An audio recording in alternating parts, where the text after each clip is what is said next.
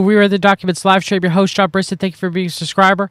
If you want to support my work, buy me a coffee/We've Read. If you want to subscribe to my work, search We've Read the Documents on Patreon, Odyssey, and Substack. Substack gives you the most access to my content. You get access to my written work.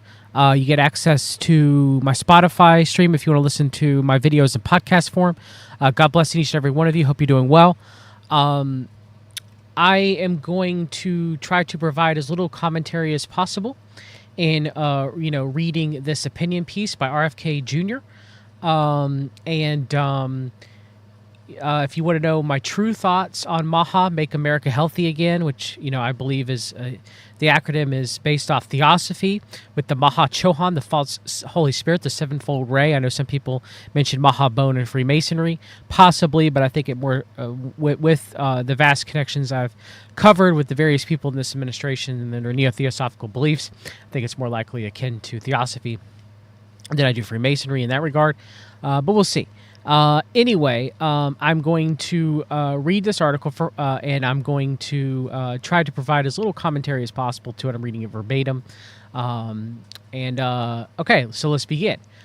Robert F. Kennedy Jr., Measles outbreak is a call to action for all of us. MMR vaccine is crucial to avoiding potentially deadly disease. By RFK Jr., opinion for Fox News. As the Secretary of the United States Department of Health and Human Services, I am deeply concerned about the recent measles outbreak. The situation has escalated rapidly with the Texas Department of State Health Services, DSHS, reporting 146 confirmed cases since late January 2025, primarily in the South Plains region. Tragically, this outbreak has claimed the life of a school-aged child, the first measles-related fatality in the United States in over a decade. Here's a little excerpt from later on in the article. Vaccines not only protect individual children from measles, but also contribute to community immunity, which is also known as herd immunity, protecting those who are unable to be vaccinated due to medical reasons. Okay, so what has RFK Jr. said about vaccines previously in the past? I've been a crusader on questioning vaccines. Are there specific vaccines that you would seek to take off the market? No, I'm not going to take away anybody's vaccines. I've never been anti-vaccine. You will not take any vaccine that is currently on the market. I'm not. If vaccines are working for somebody, I'm not going to take them away. People ought to have a choice, and that choice ought to be informed by the best information. So I'm going to make sure the scientific safety studies and efficacies are out there, and people can make individual assessments about whether that product is going to be good for them. Would that include COVID vaccines that are currently on the market? I want the best science for every vaccine. It is part of that. During the pandemic, the height of the pandemic, you were questioning the FDA and calling them out for approving the emergency authorization of the COVID vaccines. If you had been in charge of the FDA at that time, would you have blocked the authorization of the COVID vaccines, you were suggesting publicly? What I was saying at that time is the vaccines are not going to prevent transmission, which they were telling the public that they would. They were saying, you need to take this vaccine in order to protect grandma. I knew in May of 2020 that the vaccines were not going to protect against transmission because I was actually reading the monkey studies. But you would not have told the FDA. You would not have told the FDA to block the authorization of the I would have vaccine. been honest with the American people. And so you wouldn't have blocked it. I would have been honest with the American people now. So you wouldn't have blocked it. I wouldn't have directly blocked it. I would have made sure that we had the best science, and there was no effort to do that at that time. Okay, there you go, man in his own words. Measles is a highly contagious respiratory illness with certain health risks, especially to unvaccinated individuals. The virus spreads through direct contact with infectious droplets when an infected person breathes, coughs, or sneezes. Early symptoms include high fever, cough, runny nose, and red and watery eyes. Followed by a characteristic body rash, most cases are mild, but rare complications can be severe, including pneumonia, blindness, and encephalitis. Prior to the introduction of the vaccine in the 1960s, virtually every child in the United States contracted measles. For example, in the United States from 1953 to 1962, on average, there were 530,217 confirmed cases and about 440 deaths, a case fatality rate of 1 in 1,205 cases. The current Texas outbreak has predominantly affected children, with 116 of the 146 cases occurring in individuals under 18 years of age.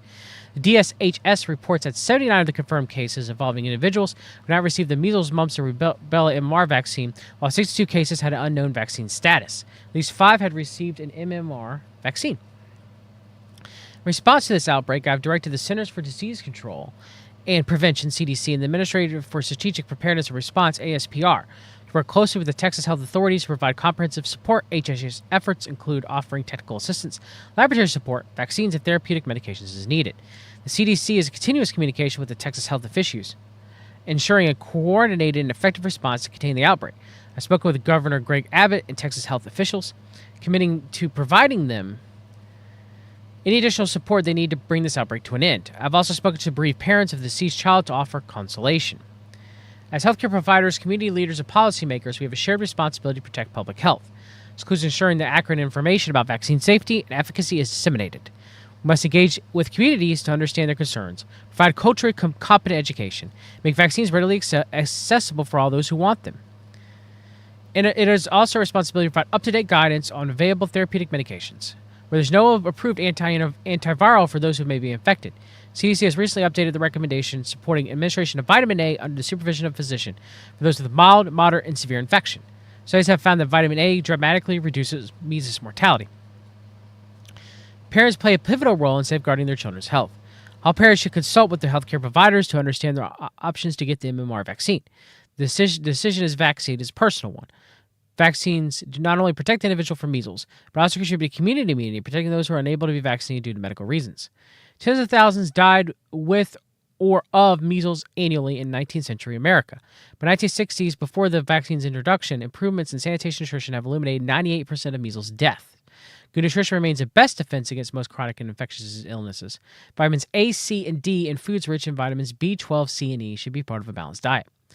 Healthcare professionals on the front line of this outbreak are working tirelessly to treat affected individuals and prevent further transmission.